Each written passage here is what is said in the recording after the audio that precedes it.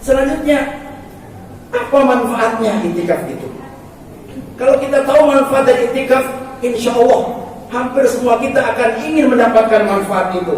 Apa saja? Yang pertama, akan mendapatkan pahala sunnah mengikuti apa yang dilakukan oleh Nabi dan para sahabat. Apalagi di bulan Ramadan, Allah janjikan lipatan pahala yang kita lakukan selama di bulan Ramadan. Apalagi ketika kita itikaf, apa yang kita kerjakan, sholat, kita semua sholat akan kerjakan. Itu berokaat-rokaat, berpuluh-puluh rokaat, silakan. Itu namanya sholat mutlak. Silakan. Kita zikir, sebanyak-banyaknya zikir, akan melipat gandakan pahalanya. Maka kemadakan pahala besar ketimbang di luar masjid. Coba kalau kita di luar, urusannya banyak, urusan macam-macam. Ya, kadang kita sibuk dengan pikiran kita. Itu yang pertama. 3 menit lagi. Yang kedua, akan diberikan ketenangan. Wa nazalat alaihimus sakinah. Orang yang beriktikaf akan diberikan ketenangan. Bapak, Ibu dan Saudara, hidup ini memang penuh masalah, dan masalah itu harus dihadapi dengan tenang. Kalau Bapak Ibu lagi punya masalah, tolong yang pertama kali harus kita lakukan tenang dulu. Bagaimana Pak Ustaz bisa tenang nih? Ini urusan nggak selesai nih. Besok debt collector datang, tenang. Bagaimana nih? Mau kabur aja, tenang. Kadang kita tidak tenang karena masalah hukum satu datang, belum selesai datang lagi masalah berikutnya. Pertama kali harus kita lakukan tenang, Bapak Ibu. Tenang dulu. Bagaimana cara tenangnya? Mendekati Allah, berzikir kepada Allah. Terus bagaimana urusan udah nanti belakangan deh. Kalau kemudian kita tenang, insya Allah urusan satu demi satu akan kelar. Ini perlu kami sampaikan cara menyelesaikan masalah. Jangan hanya dengan otak kita saja. Otak kita akan terbatas, Pak. Kemampuan kita terbatas. Ini bisa ngebul otak nih kalau kemudian akan terus dipakai sementara mentok semua jalannya. Maka gunakan intuisi kita, gunakan kolbu kita, gunakan rohani kita untuk menyelesaikan masalah kita. Salah satunya adalah i'tikaf.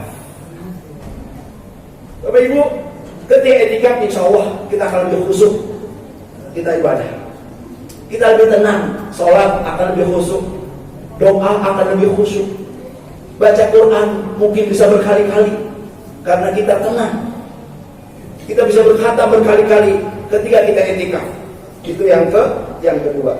Yang ketiga, akan diampuni dosa-dosanya oleh Allah Subhanahu wa taala. Ya Rabb, dosa begitu banyak menumpuk. Kapan lagi kalau tidak di bulan Ramadan kita minta ampun kepada Allah? Salah satu caranya adalah i'tikaf. Sebagaimana hadis yang diriwayatkan dari Ibnu Abbas, orang yang beriktikaf akan diampuni dosanya dan dialirkan baginya berbagai kebaikan. Hadis riwayat Ibnu Majah. Selanjutnya yang keempat, manfaat orang yang beriktikaf adalah akan mendapatkan pahala seperti orang yang melaksanakan ibadah haji dan ibadah umroh. Ini Saudara, tanda dari akhir zaman ini kalau kita amati, nanti masalah itu muncul bukan hanya urusan-urusan dunia, tapi kalau sudah menyangkut urusan akhirat, urusan ibadah, hati-hati. Itu tanda akhir zaman. Contohnya apa? Contoh misalnya kita tidak bisa melaksanakan ibadah sholat dengan baik, dengan sempurna, maka itu hati-hati, tanda akhir zaman. Kita tidak bisa lagi melaksanakan sholat sebagaimana apa yang dicontohkan oleh Rasulullah. Contohnya apa? Lihat Bapak Ibu, ini di luar Masjid Al-Musyawarah nih. Coba kalau Bapak Ibu mampir di masjid-masjid yang lain, begitu kita mau sholat berjamaah, dulu imam begitu maju, apa yang dikatakan oleh imam? Sebelum kita mulai sholat berjamaah, apa kata sang imam? Sufu vakum. Betul gak? Apa artinya? Sufu vakum, luruskan dan rapatkan shaf. Sekarang begitu imam maju, apa yang dilakukan, yang dikatakan oleh imam? Jaga jarak. Ya Allah, kadang protokol manusia bisa mengalahkan protokol Nabi Muhammad Sallallahu Alaihi Wasallam. Oh Pak Ustaz, kalau begitu melanggar prokes. Ini zaman sekarang begitu, dikit-dikit langgar prokes, sedikit prokes. Sekarang pertanyaannya, saya kemarin dapat kiriman WA, ini menggelitik juga. Bagaimana? Khusus di masjid, barangkali ini ikutin aturan masjid. Bagaimana Pak Ustaz? Prokesnya bagaimana? Bapak Ibu, ada WA masuk kepada saya. Itu ada gambarnya. Gambar yang pertama ada orang yang naik pesawat terbang. Naik pesawat terbang yang berjam-jam berada di sana. Ada satu lagi, ada gambar orang yang duduk di masjid jauh-jauh. Apa tulisan di bawah? Apa tulisan di bawah? Orang yang duduk berjam-jam di pesawat, dia tidak disuruh untuk jaga jarak. Sementara orang yang duduk di masjid hanya beberapa menit, maka tidak boleh berdekatan. Bagaimana ceritanya? Ini ironis betul. Ironis betul. Bapak Ibu dan Saudara, ini tanda akhir zaman. Kalau kita ngotot dengan begini, nanti kena tuh, kena delik. Ya Allah, untuk ibadah kena delik. Termasuk ibadah yang terakhir merupakan rukun Islam kita apa? Ibadah haji dan ibadah umrah. Tidak bisa kita laksanakan sekarang ini, khusus Indonesia konon. Enggak Pak Ustaz, udah divaksin, boleh kan? Ternyata vaksin Sinovac nggak berlaku. Ya Allah, ada apa ini? Masya Allah. Baik, Bapak Ibu dan Saudara, di tanda akhir zaman, hati-hati. Maka ini lanjut, melaksanakan iktikaf itu mendapatkan pahala seperti ibadah haji dan umrah. Pak Ustaz, mengada-ada, dalilnya mana? Bisa bacakan dalilnya. Orang yang melaksanakan iktikaf itu full. Biasanya habis sholat subuh, zikir, kemudian terus melaksanakan amalan-amalan yang lainnya, kemudian sampai waktu syuruk, baru kemudian dia sholat sunnah 2 rakaat. Setelah itu mungkin ada istirahat, mungkin kamar mandi. Ini saya bacakan hadisnya. Hadis yang diriwayatkan dari Abu Umamah radhiyallahu anhu. Rasulullah SAW bersabda, dan hadis ini hadis yang disebut oleh Syekh Albani hadis yang sahih. Siapa Syekh Albani? Syekh Albani itu adalah rujukan dari kawan kita, sahabat kita yang menyebut dirinya kelompok Salafi. Kalau disebut Syekh Albani, maka sami'na wa ata'na, sahabat kita ini.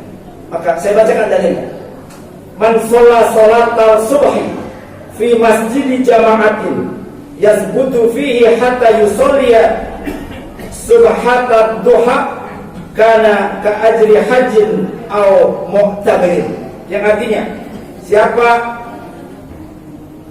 yang mengerjakan sholat subuh dengan berjamaah, jadi ternyata tidak hanya waktu iktikaf, lebih lagi iktikaf di masjid, lalu dia tetap berdiam di masjid sampai melaksanakan sholat sunnah duha yang dimaksud dengan sholat isyraq di waktu syuruk. Mungkin di sini mungkin ada bunyi kalau nah itu ada tunggu 5-10 menit atau 15 menit, maka kemudian lakukan sholat 2 rakaat, namanya sholat sunnah isyraq. Nah sekali-kali deh kerjakan deh. Apa itu? Maka ia seperti mendapatkan pahala orang yang berhaji atau berumrah secara sempurna. Oleh karena Bapak Ibu, kita tidak bisa melaksanakan ibadah haji dan umrah tahun ini, maka minta kepada Allah pahala sebagaimana orang melaksanakan ibadah haji dan umrah, yaitu kita duduk setelah sholat subuh, entah itu zikir, entah itu baca Quran. Ya bagi yang lancar baca Qurannya dapat tuh 1 juz 2 juz. Maka kemudian setelah itu kita sholat sunnah 2 rakaat. Dalam hadis yang lain, hadis riwayat Tirmidzi, Syekh Albani menyebut hadis ini hasan, artinya hadisnya baik, riwayatnya baik dan boleh diamalkan. Dalam ujung hadis itu, qala Rasulullah SAW, tama, mendapatkan pahala seperti haji dan umrah, tama, sempurna. sempurna. Subhanallah. Bapak Ibu, terakhir sebagai penutup, apa manfaat selanjutnya dari orang melaksanakan i'tikaf itu?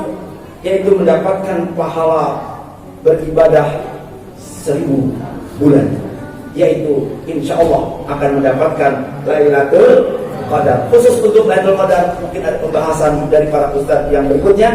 Sekali lagi, rugi kalau kemudian kita tidak bisa melaksanakan i'tikaf. Oleh karenanya, apabila tidak bisa full, malam-malam ganjil muncullah di masjid, duduk, zikir, baca doa, sebagaimana doa yang dicontohkan oleh Nabi kita Muhammad SAW ketika sahabat bertanya kepada Aisyah radhiyallahu anha, apa yang dilakukan pada malam-malam ganjil itu? Yaitu berdoa minta ampun kepada Allah. Bagaimana doanya? Mungkin di sini sudah biasa dibacakan, atau mungkin ketika mau berbuka puasa itu doanya, Allahumma innaka afuwun tuhibbul afwa fa'fu anni. Boleh ininya, domirnya diganti dengan na, agar kita berdoa tidak hanya untuk diri kita, tetapi untuk na itu adalah untuk diri kita, untuk orang tua kita, untuk anak-anak kita, untuk cucu-cucu kita, untuk keluarga kita. Mari kita sama-sama, Allahumma innaka afuwun tuhibbul afwa fa'fu anna. Lagi, Allahumma innaka afuwun tuhibbul afwa fa'fu anna. Allahumma innaka afuwun tuhibbul afwa fa'fu anna ya karim. Terima kasih atas segala perhatian. Mohon maaf bila ada yang tidak berkenan. Usikum wa nafsi bittaqwallah. Wassalamualaikum warahmatullahi wabarakatuh.